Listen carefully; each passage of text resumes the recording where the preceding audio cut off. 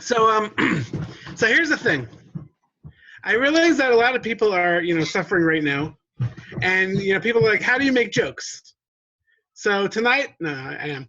I don't mean to be insensitive or anything, but there are people out there who need humor and who need laughs. And you know what they say? Laughter is the best medicine. Is that true?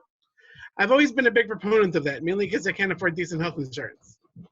But I mean, is laughter the best medicine? I don't know. It doesn't hurt. On the other hand, if you go to a hospital like that, you're going to see any doctors tickling their patients.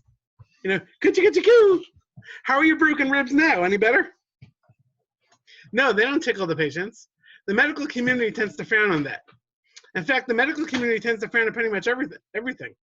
If laughter is the best medicine, then why are doctors some of the least funny people you'll ever meet? I mean, they're heroes, but you visit them and they were like, you need to lose weight and stop eating things you like.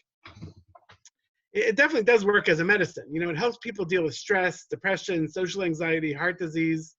And if you see someone fall and hurt himself, you can laugh and laugh, and it makes you feel better. So I definitely think we should promote it more as a medicine, get it out there so more people know how to use it.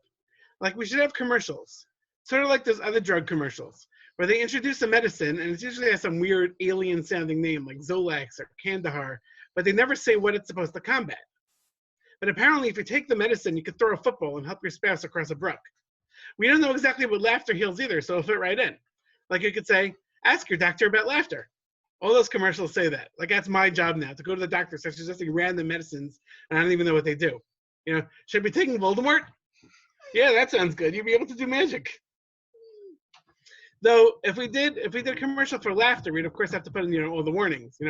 Laughter is not for everyone. People who hate life should not take laughter. Do not take laughter if you're holding soup. Side effects of laughter include snorting, shortness of breath, dizziness, uncomfortable bystanders, wheezing, spitting out of food, watery eyes, loss of balance, and uncontrollable urination. But the thing is, people have to think before they make jokes, because not all jokes are factually accurate. Like there's a famous joke going around that goes, I used to cough to cover the sound of my farting. Now I fart to cover the sound of my coughing.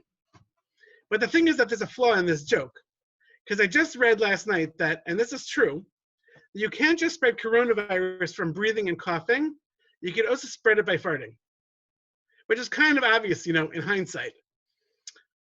That was bad.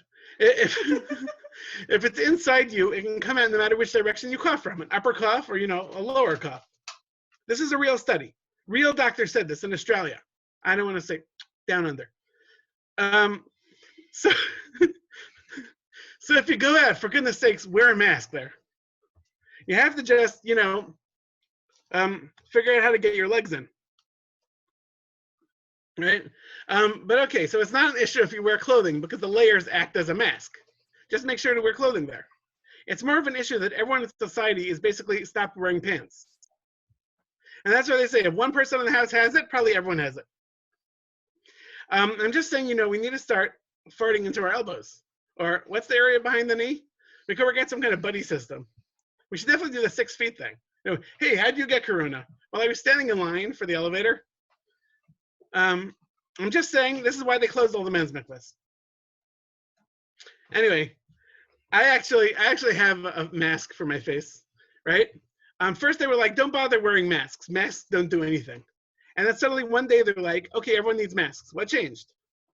They wanted to make sure that doctors got their masks first before there was a rush on them. That's called flattening the curve, right?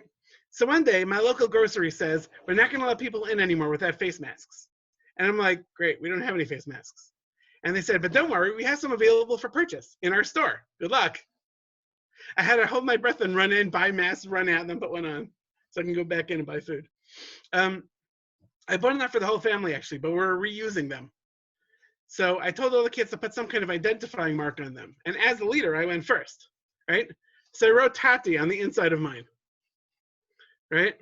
I figure it's on the inside, no one's gonna see it, right? I wrote it in a Sharpie. I don't know if you could see it, right?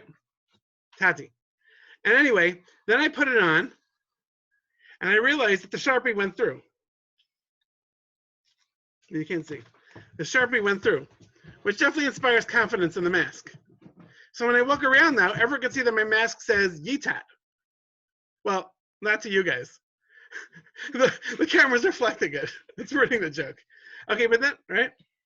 I also noticed that every time I put it on, my glasses fog up. And I'm wondering, am I wearing it wrong? Don't most doctors have glasses? Are they wandering around the hospitals blindly? Where are the patients? Cough so I can hear you. Anyway, I wore my mask outside a couple times. And then one day I watched my wife put on her mask. And she has glasses too, because, you know, she's Jewish.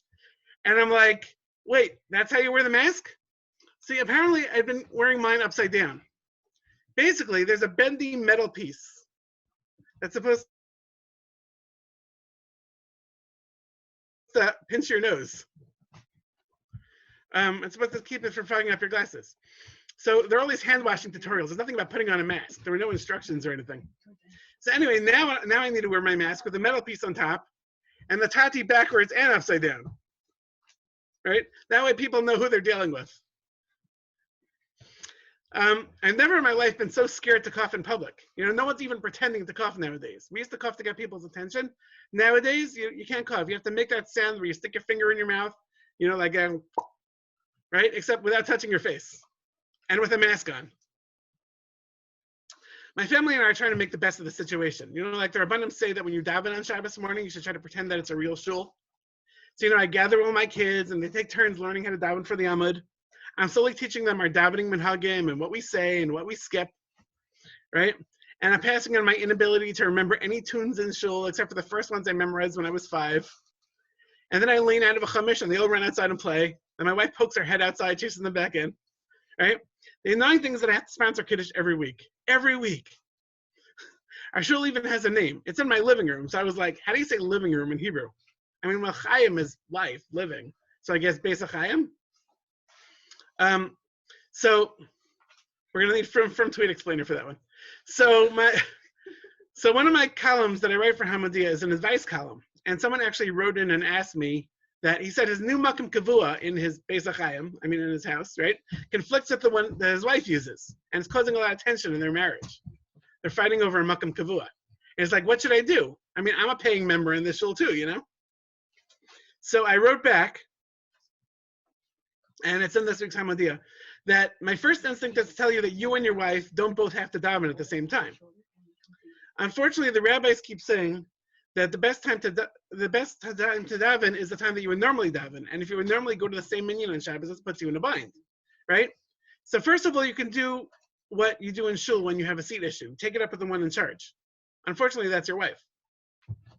Another option is that what most people do is they try to beat the other person to davening in the morning so they could get the spot fair and square.